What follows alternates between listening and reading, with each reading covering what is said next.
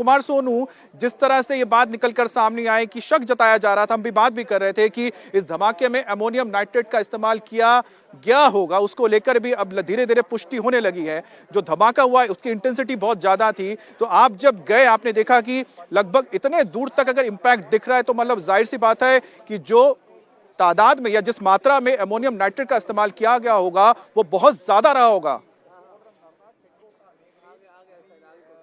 देखिए अमित, मैं आपको एक तस्वीर दिखा देता हूं। ये सामने आपको जो है जैन मंदिर दिखाई देगा। ये पूरा जैन मंदिर का परिसर है। जो ये रेड कलर की वॉल आप देख रहे हैं, ये जैन मंदिर का परिसर है।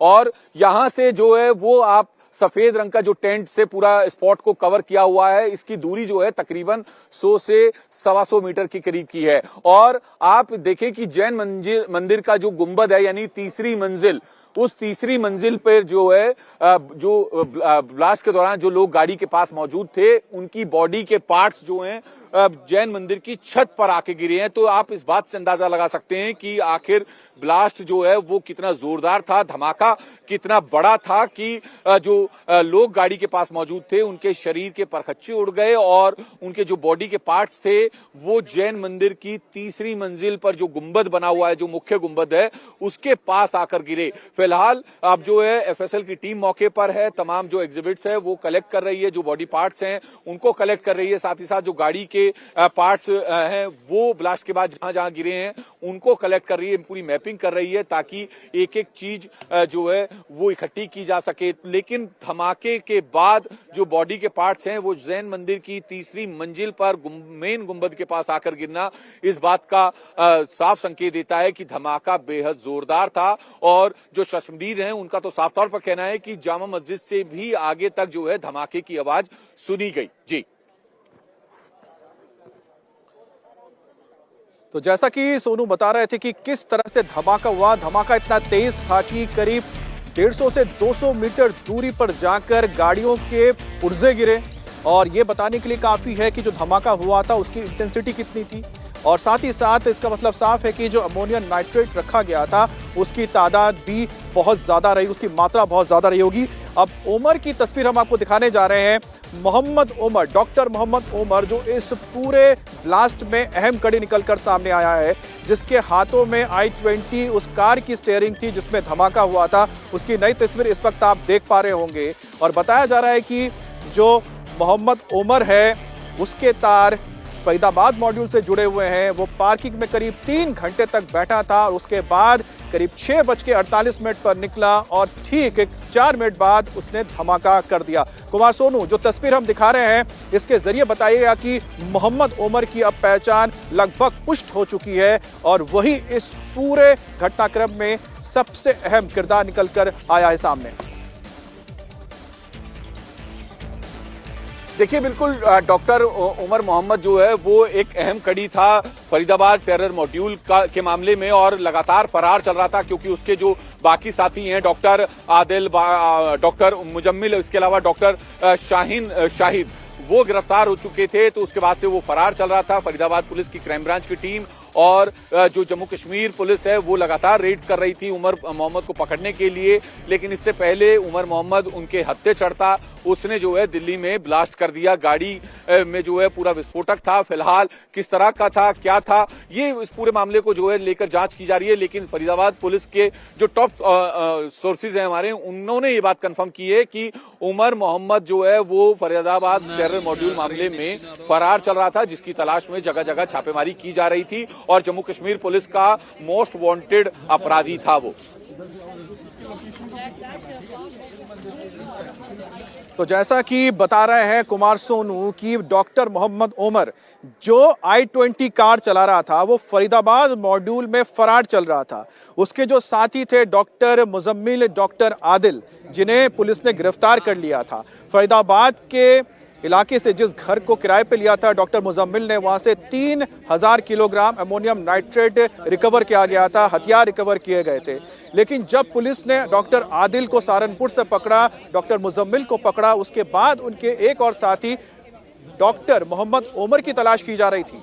और देखिए यही डॉक्टर उमर निकलकर सामने आता है जिसने एक तरह से कह सकते हैं इसे फिदाइन हमला कीजिए कहिए या फिर इसे सुसाइड ब्लास्ट कीजिए, जिसके जरिए उसने कार का इस्तेमाल किया, i20 कार का, जिसमें विस्फोटक रखा था और उसे दिल्ली के लाल किले के पास आकर सुभाष मार्ग के रेड लाइट पर उड़ाता है, धमाका करता है, जिसमें कई लोग मारे जाते हैं, कई लोग घायल हुए हैं।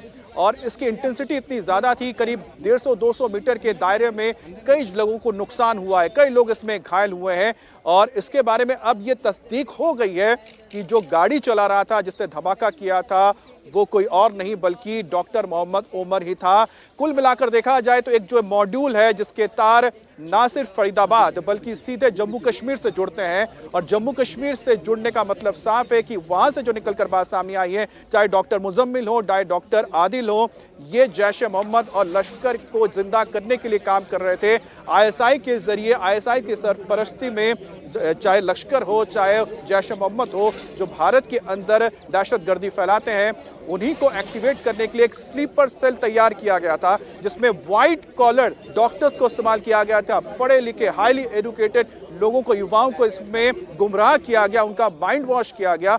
और जो डॉक्टर आदिल हैं, डॉक्टर मुजम्मिल हैं, उन्होंने मिलकर अपने सोशल मीडिया के जरिए कई और लोगों को जोड़ा था, और उसी के तहत डॉक्टर मुजम्मिल हो, डॉक्टर आदिल हो, सहारनपुर पहुंचे, फरीदाबाद पहुंचे। अपने इस मॉड्यूल में उन्होंने अलग अलग लोगों को शामिल किया। अब पुलिस आगे की तफ्तीश कर रही है, क्योंकि जो ये मॉड्यूल है एक तरह से काम कर रहा था जिसमें कई सारे इनके प्लान्स थे। आप सोचिए कि जैसे ही रविवार को फरीदाबाद से रिकवर किया जाता है विस्फोटक 3000 किलोग्राम के तादाद में, और उसके बाद ठीक अगले दिन दिल्ली में बड़ा धमाका होता है, और उसमें वही शख्स नजर आता है जो इस पूरे मॉड्यूल के साथ जुड़ा हुआ था। तो जाहिर सी बात है कि इनके जो प्लान है, plan A, plan B, plan C, या फिर हो सकता है प्लान डी रहे हो। अब पुलिस के लिए सबसे, और साथ ही जो जांच एजेंसी उनके लिए सबसे बड़ा चैलेंज है इनके इस पूरे मॉड्यूल को और ज्यादा खंगालना, इसमें जो और लोग शामिल थे उनके बारे में जानकारी लेना। एक बार फिर से जरा हम आपको जगह दिखाते हैं जहां पर धमाका हुआ था।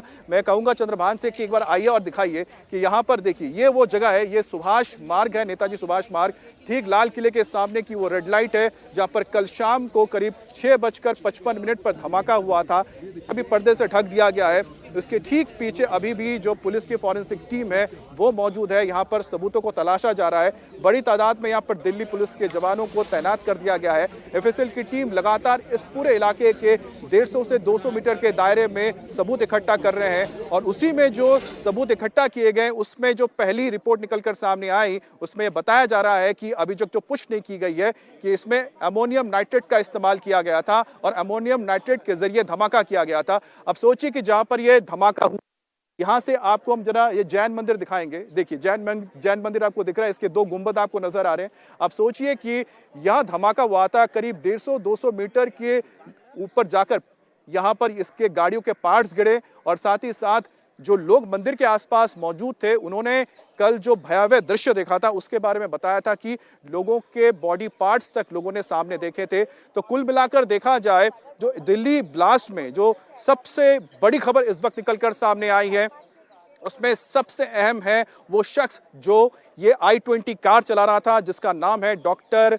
उमर मोहम्मद। डॉक्टर उमर मोहम्मद वो शख्स है जो दिल्ली के पास फरीदाबाद के मॉड्यूल से जुड़ा हुआ था, और फरीदाबाद का मॉड्यूल जुड़ा हुआ था जम्मू कश्मीर के उस मॉड्यूल से जिसके तहत डॉक्टर मुजम्मिल, डॉक्टर आदिल गिरफ्तार हुए थे।